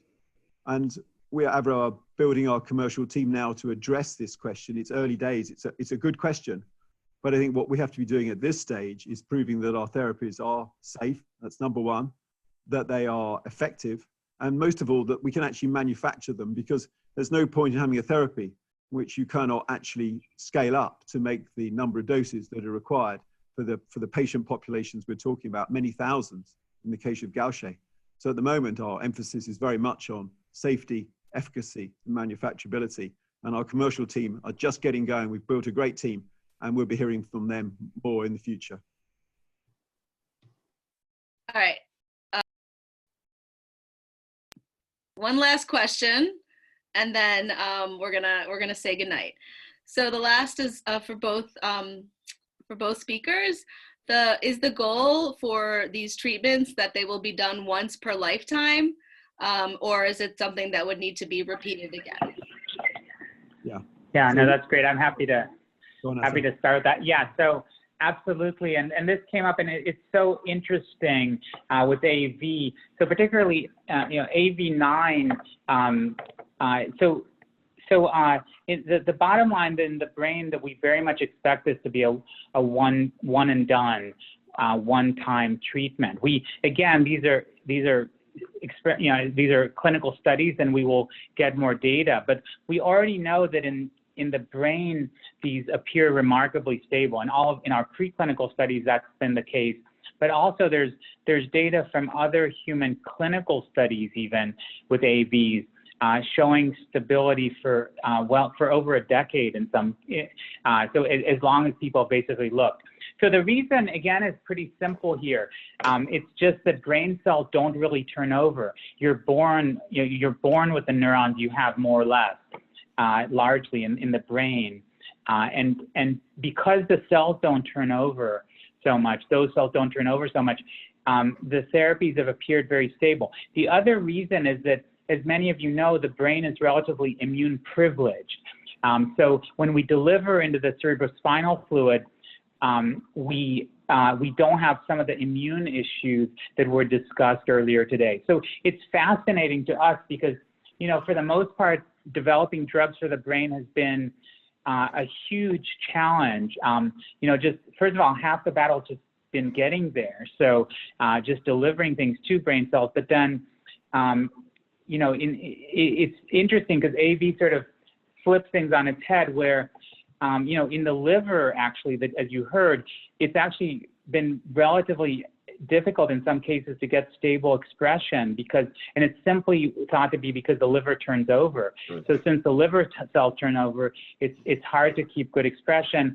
It's also thought that the immune system can be a problem in the liver. But just to be clear, with AAV therapy in the brain, those things do not appear to be an issue, and it's simply because the brain cells don't turn over. The AAV gene therapy vectors deliver the gene to these cells, and they appear to be, very, very stable. So again, we anticipate, and again, there's not this immune issue in the brain. Typically, because the brain is relatively immune privileged. Even individuals with actually, let me stop there. Basically, so yeah, so we do see this very much as a one and done, essentially, quote unquote. Yeah, we do too, but for different reasons. So ex vivo gene therapy really has two pillars. The first pillar is bone marrow transplant, which has been going on for in excess of 50 years now. And what we know from that, from the tens of thousands of patients treated every year, that once you get engraftment, and especially with autologous, you're engrafted for life. So we fully expect ourselves to survive very long term in the bone marrow compartment, if not for the life of the patient. The other pillar, which our gene therapy is built on, we use very, very highly modified HIV. HIV is a virus which integrates, actually puts its DNA into the actual chromosomes, and it's permanently integrated. And so unfortunately, if you do contract HIV, it remains in your cells, in your chromosomes for your life. So we have a very durable component there. And when you add the two together, that is a very durable combination. And we see that in that the first patients treated with lentiviral ex vivo gene therapy were back in 2003. They were actually for HIV.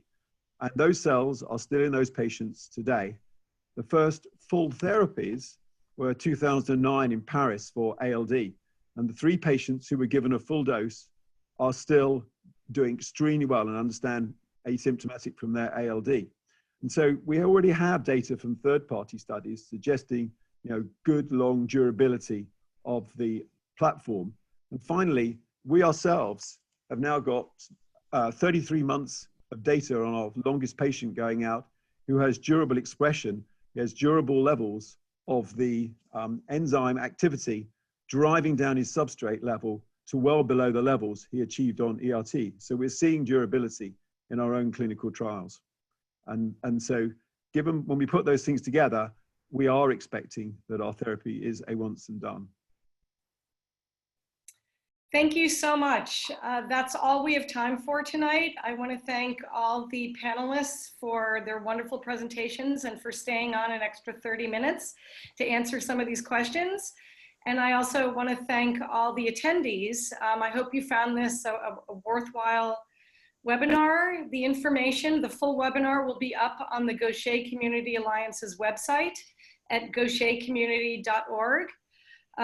If you have other questions, please email them to us at info@gauchercommunity.org. And we will also try to answer those questions that weren't answered. We'll try to email you back those responses. Thank you so much and have a good evening. Yeah, thank you very much. Really enjoyed it. Appreciate it. Thank you. Night, everybody. Yeah, thanks so much, everyone. Thank you. Bye-bye.